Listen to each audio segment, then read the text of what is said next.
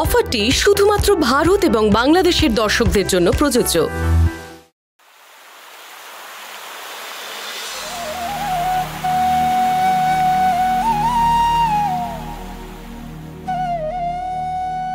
রোমিত, বাবা, পালক কোনো অন্যায় করেনি গো। আমাদের বংশের রক্ত এতটা খারাপ নয়, কিন্তু ওখানে একটাই দোষ আছে জানো, খুব অল্প সময়ের মধ্যে সকলকে ভালোবেসে ফেলে। পালকের কেউ নেই রোমিত, শুধু তোমরা আছো, তাই তোমাদেরকে পাগলের মতো মেয়েটা ভালোবাসে, পাগলের মতো।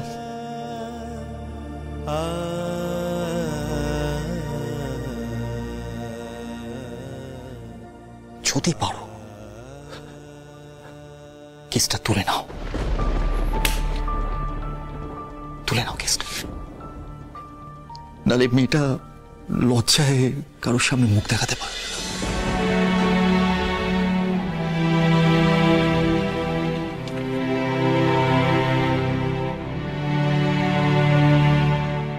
তুমি স্যাডিস্ট রোমিত চ্যাটার্জি। মেয়েদের দুঃখ দেখলে তোমার আনন্দ হয়, আনন্দ।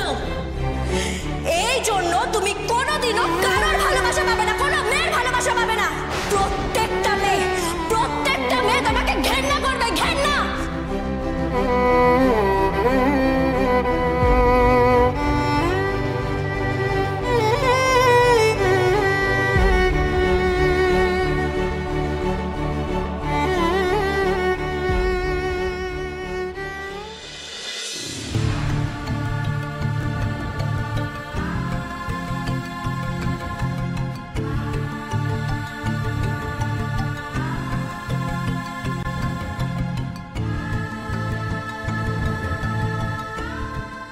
খাবারটা খেয়ে নিন। আমার খাবারটা নিয়ে যান প্লিজ, আমার খিদে নেই। ওনাকে বাইরে নিয়ে আসুন। আসুন, স্যার ডাকছেন আপনাকে।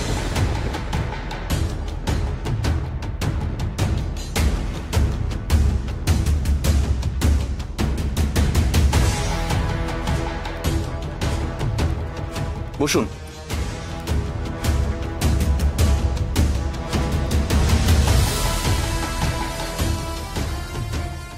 খাবেন না কেন? খাবারটা ভালো না? একটা কাজ করুন তো, একটা প্লেট দিয়ে যান।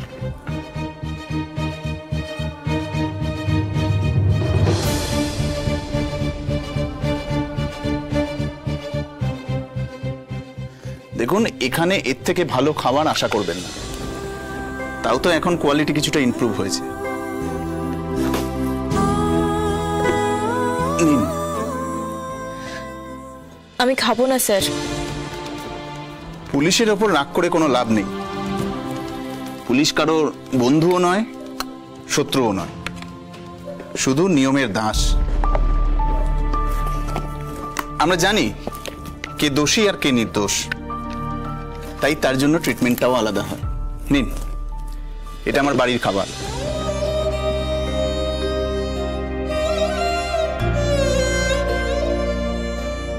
কাল আপনাকে কোর্টে প্রডিউস করা হবে, কিন্তু আপনার জামিন পাওয়া খুব শক্ত, কারণ যে ক্রাইমটা করেছে সে নিজের মুখেই আপনার নাম বলেছে। আর ক্রাইমের দুনিয়ার মজাটা কি জানেন তো, এখানে প্রতি ঘন্টায় ছবিটা বদলে যায়, কেস বদলায়, নাম বদলায়, এমনকি চার্জশিটও বদলে যায়। আর সেটা বদলাতে পারেন আপনি।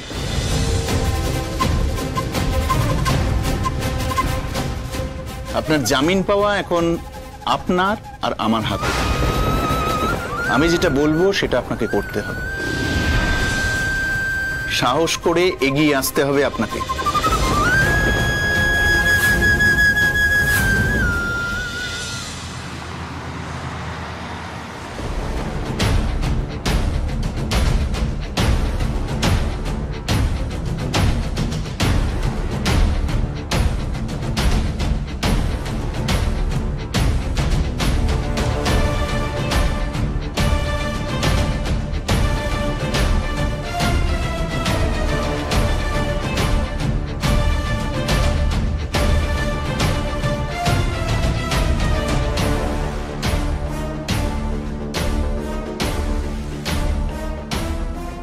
কি বঙ্কা বাবু, জায়গাটা বেশ সুন্দর তাই না?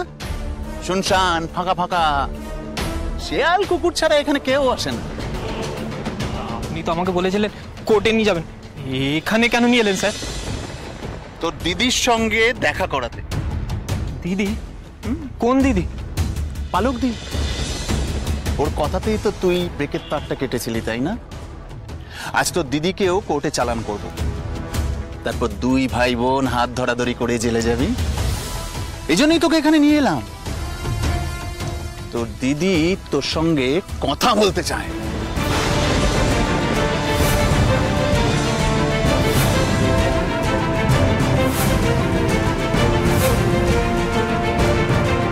তো তুমিই আমার ভাই? আমার যে এরকম একটা পাতানো ভাই আছে আমি জানতামই না। তোমার ছবি দেখেও না আমি প্রথমে চিনতে পারি, তারপর মনে হলো তোমার সঙ্গে আমার সম্পর্কটা তৈরি হলো কি করে। তারপর বুঝতে পারলাম যে তোমার সঙ্গে আমার সম্পর্কটা দু একদিনের নয়, অনেক আগে থেকে। ফার্ম হাউসে জাল বেবি ফুডের প্যাকেট পাচার করার সময় তোমার সঙ্গে আমার প্রথম দেখা হয়েছে।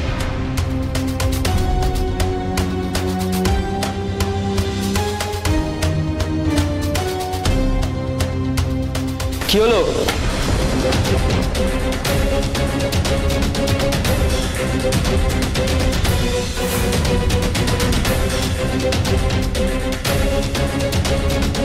তারপর আবার আমাদের দেখা হলো তোমাদের ডেরায়।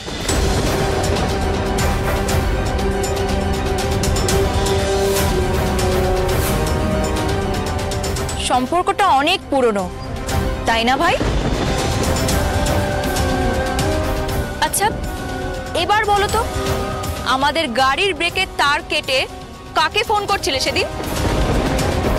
কে তোমাকে ব্রেকের তার কাটতে বলেছিল?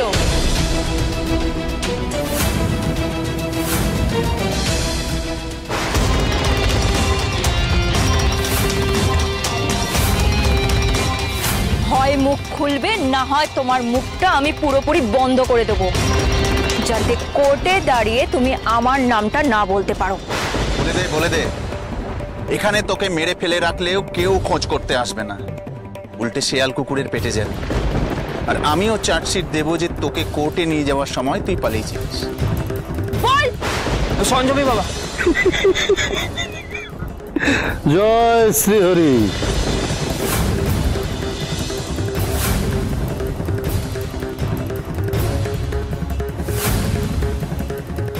আমার নামটা কে বলতে বলেছিল? Akhilesh sir, Akhilesh sir.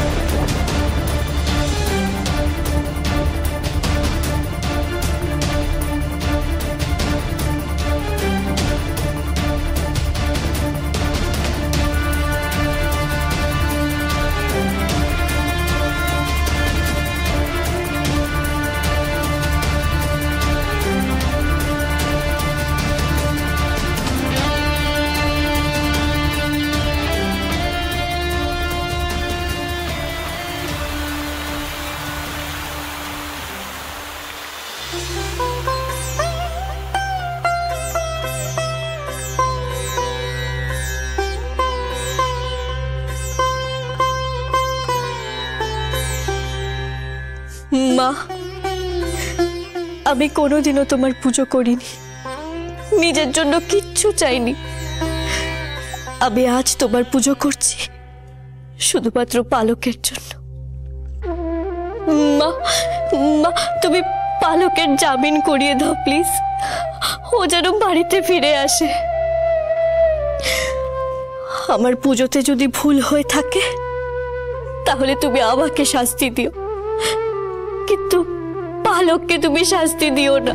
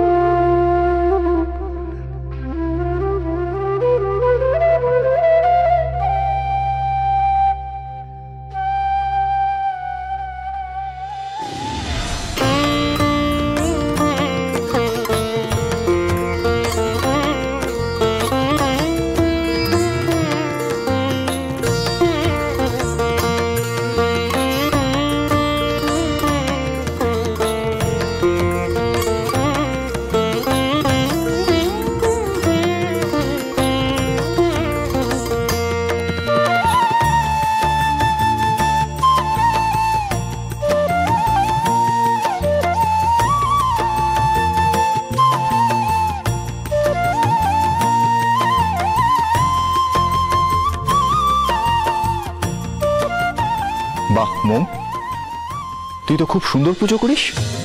বাবা, আমি এই পুজোটা করছি শুধুমাত্র পালকের জন্য। ও যেন তাড়াতাড়ি বাড়ি ফিরে আসে।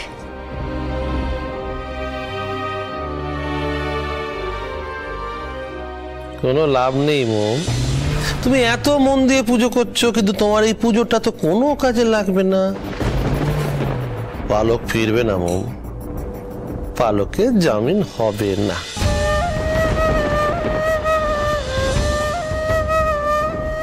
কেউ মন দিয়ে কারোর জন্য পুজো করলে ভগবান তার কথা শোনে আঙ্কেল। আমার পুজো যদি সত্যি হয়ে থাকে, পালক বাড়ি ফিরে আসবে।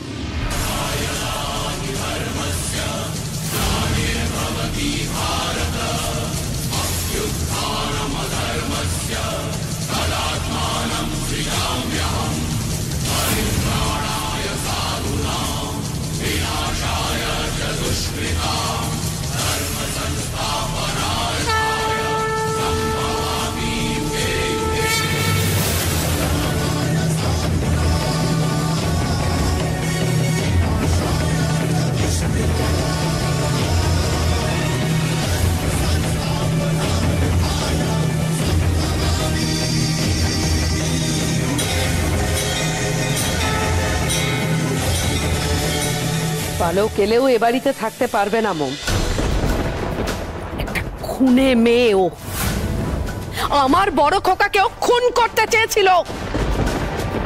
পালক অপরাধী নয় ভবানী মা, ও শুধুমাত্র অভিযুক্ত। আর ওর বিরুদ্ধে যে মিথ্যে অভিযোগ আনা হয়েছে সেটা আমি কোর্টে প্রমাণ করে দেব।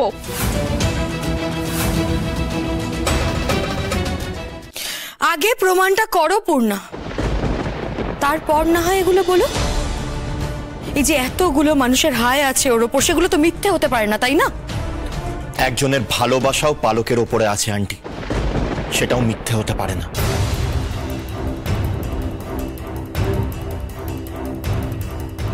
মোম, তুই মন প্রান্তে আরতি কর মা, তোর ভালোবাসাই পালককে ফিরিয়ে নিয়ে আসবে।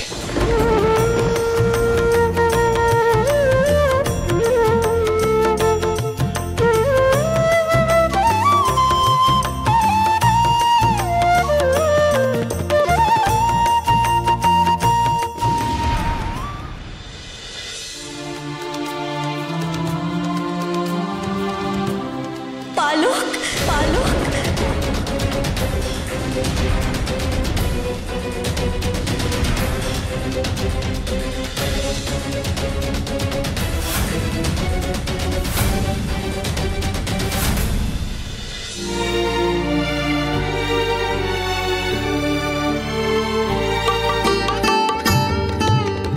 তুই এত মন দিয়ে পুজো করছিস, কারোর ক্ষমতা আছে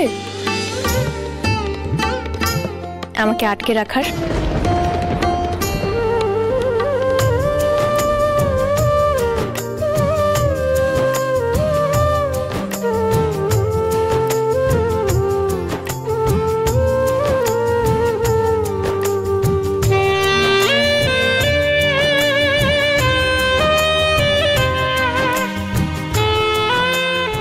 দে, আমাকে দে।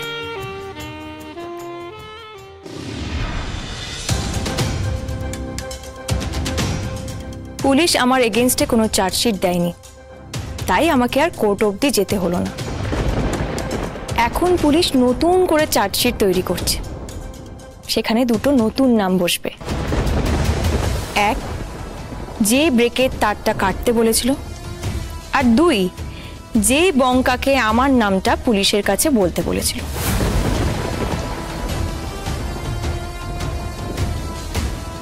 এখানে দাঁড়িয়ে বলেছিলাম আপনাকে, অপরাধীকে শাস্তি না দিয়ে আমি কোথাও যাব না, তাই ফিরে এলাম কাজটা শেষ করার জন্য।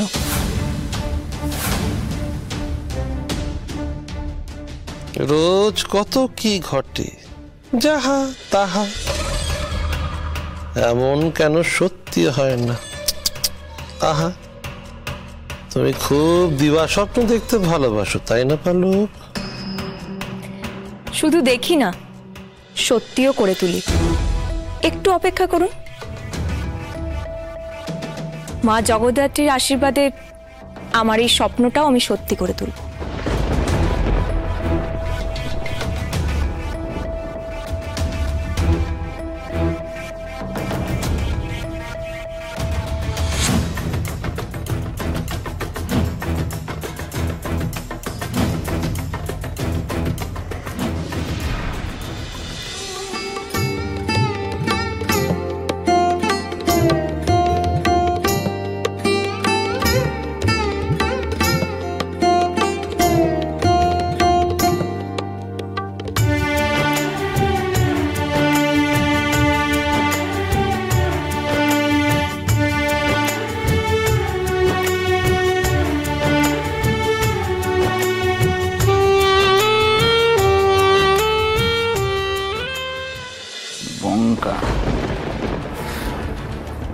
সকালে যা যা বলেছিস সেগুলো তোর বয়ান হিসেবে এখানে লেখা আছে, সই কর।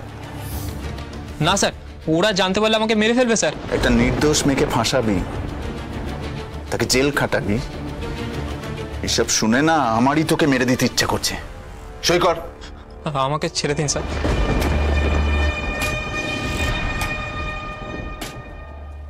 সকালে যেখানে বেড়াতে নিয়ে গিয়েছিলাম, রাতে সেখানে যেতে চাস? তাহলে সই কর।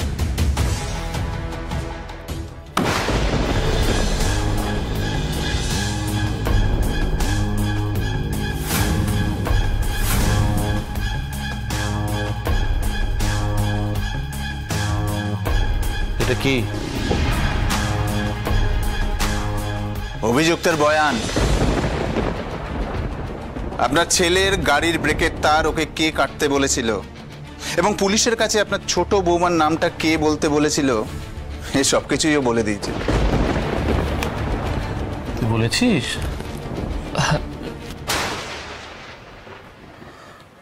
তুই বলেছিস? হ্যাঁ, এই এই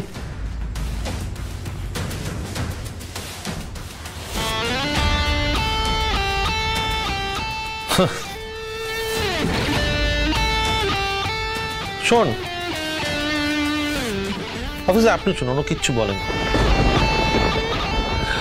আর তুই একটা কাজ করবি, কোর্টে গিয়ে বলবি যে তোকে জোর করিয়ে ওই রিভলভার মাথায় ঠেকিয়ে নাম দুটো লিখিয়ে নিয়ে সই করে নিয়েছে। কোর্টে গিয়ে বলবি। শুনুন অফিসার, থানাটা আপনার হোম গ্রাউন্ড, কোর্টটা আমার। ওখানে আমি খেলবো। এই সমস্ত অভিযোগ আমি নস্যাৎ করে দেবো, ভুল প্রমাণ করে দেবো, ঠিক আছে?